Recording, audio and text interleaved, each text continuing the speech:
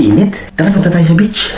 Pagkakaiba ng Philippines at UAE Part 3. Kamusta? Ako nga pala si Orly Cabillo. Tapusin mo tong video na to at sasabihin ko sa'yo yung mga pagkakaiba pa ng Pilipinas at sa ibang bansa. Konting storya muna.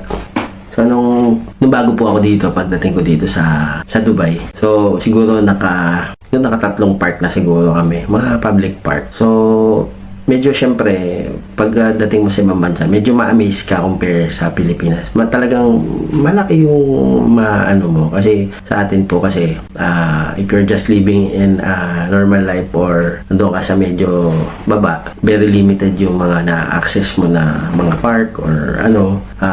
So dito po, yung mga park, I can say it's accessible. So, syempre, yun nga, natutunan natin na mag-public transport. So, wala naman tayong sasakyan pagdating natin dito, ano. So, dito po, yun nga, yung meron po sa Dubai na tinatawag na Nol card. So, you can use this one. Sa ngayon po, hindi mo lang siya pwede gamitin sa train, sa bus. You can buy it also some other supermarket. So, ayan yung benefits ng card na yun. Yung pagpunta namin, punta kami ng beach nung kwento nung isang beses nagpunta kami sa beach. So, meron po ditong pupunta kami doon sa Mamsar. So, meron po doon, merong isang paid, which is meron kang access doon sa may mga ground park, like may mga may play area ng mga kids, then you can grill also there. But meron naman din pong may pool po doon inside. Then doon sa kabila, free naman. Yung ligo ka lang sa dagat, then unwind yun. So, siya, very accessible. Pwede ka mag-taxi, pwede ka mag-bus. Yun lang, medyo hindi po abot yung trend doon. Hindi po siya pwede. Walang access yung trend doon. Pero yung bus and taxi, you can go. Mamamangha ka dito sa lugar dito kasi napakaraming public beach na libre po. Libre yung dagat nila dito. Libre maligo. Unlike po sa atin, So, may mga, sa atin naman po, siguro yung mga cottage may bayad, no? Or, hindi po kasi well-developed. Yung sa Pilipinas kasi developed, no? So, ayun. So, i-breakdown ko po yung mga aking natuklasan na pagkakaiba ng Pilipinas at UAE or ang Dubai. Most probably kasi ang stay ko po ay nasa kabilang bakod ng sumusunod na Emirates po. Breakdown ko po ulit sa tatlo yung pagkakaiba ng Philippines at so yung una po, yung mga beach nila dito. Do merong man-made, develop po kasi yung beach.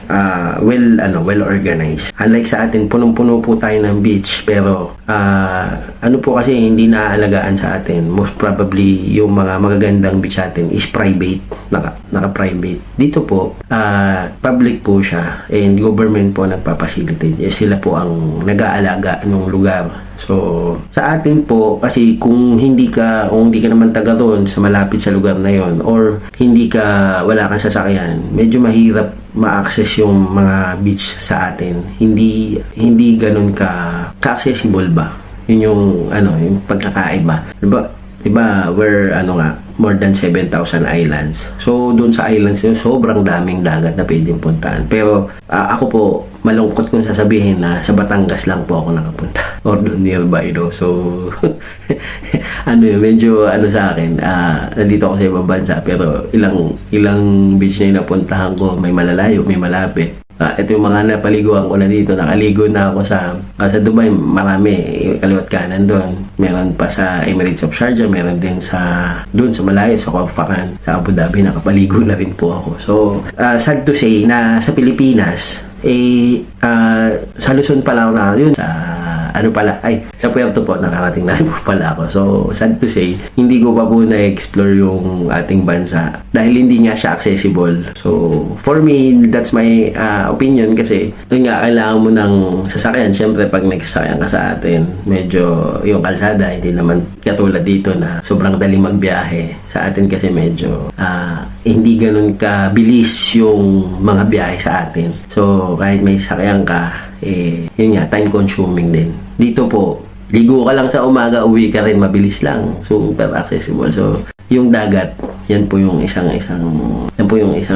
pagkakaiba pa. Ano po yung sumunod? Yung isa pang sumunod ay yung transport. Public transport po ay nakakarating. So sabi ko nga po dito, hindi siya time consuming. Sa Pilipinas kasi, hindi ko po alam dun sa dagat na may abot yung public transport kasi nga hindi ko pa po na-explore yung Philippines. So disclaimer po, hindi ko nasa Taga-Luzon po ako sa atin, taga Laguna, pero yun nga, sad to say, I haven't explored our country, especially the beaches. Gustong gusto ko siya mapasyalan, pero yun nga, dahil time consuming, the same time, ano siya, magastos kasi.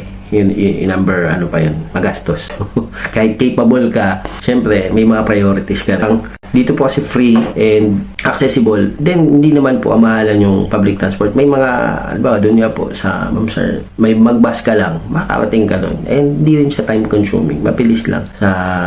Hindi kakain masyado na oras. Unlike sa atin, lalo sa amin, pagka nagdagat ka, mag-consume ka ng kasi bira ka tayo makapaglagat. Kinukonsume natin yung oras natin maghapon or full day, or gusto pa natin magbakasyon ng 1 day, 2 days, ganyan, 2 days and 3 or 3 days and 2 nights. So kasi nga hindi po tayo lagi nakakapunta sa dagat. So talagang well spend po natin yung pagpunta natin sa dagat. Unlike dito, kahit araw-arawin mo, kaya mo magpunta. So, yun po yung naka-public transport ka. So, yun yung pangalawang pagkakaiba. Yung pangatlo po, yun nga po, organize yung mga beach nila dito. Dahil government po ang nangangalaga. Siyempre, follow the rules po. May mga rules po tayo dito. Hindi po tayo basta-basta pwede magkalat. Hindi tayo pwedeng basta-basta hakot ng pagkain tapos di mo lilinisin. Hindi po pwede yun kasi meron po ditong rumoronda at masisita po kayo. Kaya yung mga rules, nandyan lang naman po, nakapaskil yung mga rules nila dyan, basa-basa din po tayo kasi iniingatan nila yung lugar. So kailangan tayo din ingatan natin. So sa Pilipinas, hindi ko po alam kasi sabi ko nga po, tayo mga Pinoy, masunurin tayo pag nasa ibang bansa. Pero pagdating sa Pilipinas, medyo pasaway tayo at saka wala pong implementing body sa atin. Hindi po ganun, you can say, yung kalinisan at yung disiplina, hindi po naka-impose. Nagiging disiplina lang po yung mga tao. Kasi syempre dito po, wala tayo sa lugar natin. So, kaya dapat nag-iingat tayo. Yun yung, ingatan natin yung lugar nila. Kasi, hindi naman po tayo taga rito, no? So, nagiging disiplinado po yung mga Pinoy pag lumalabas siya ng bansa. Alam po yun ng mga kapwa ko, OFW, na may mga disiplina yung mga OFW na yan. Alam nila na mag-follow ka ng rules. So, ba't ko nga pala ito sineshare? Sineshare ko po itong mga gandong bagay para magbigay tayo ng information na yung ating bansa yun nga, medyo sana pangalagaan natin yung ating kalikasan dyan. Yung ating mga dagat, especially. Lalo ngayon, dami ng turista, diba? Mas nainggit pa nga ako sa mga turista kasi mas marami pa sila napuntahan na island sa Philippines kaysa ako, na isang Pilipino, na very limited lang ako napupuntahan. So, medyo hindi maganda sa pakiramdam. Though, syempre, at saka rin po kasi, yun nga sabi ko, time consuming and hindi siya ganun kadali.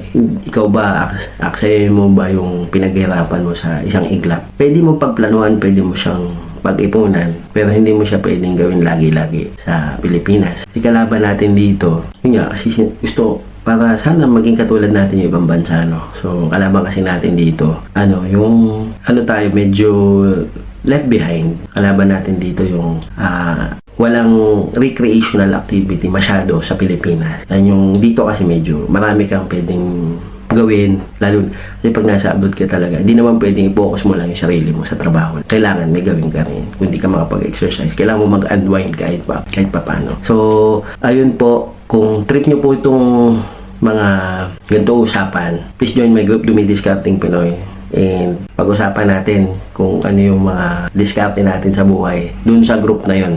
So, ayun po, konting singit ko lang po, meron po akong maliit store sa baba, nandiyan po yung links sa baba. And ako nga po pala isang insurance agent and property and real estate agent sa Philippines. Kung need nyo po na insurance or property, I can help you. So, yun lang po, mapagpalang araw po sa inyo lahat. Kalas!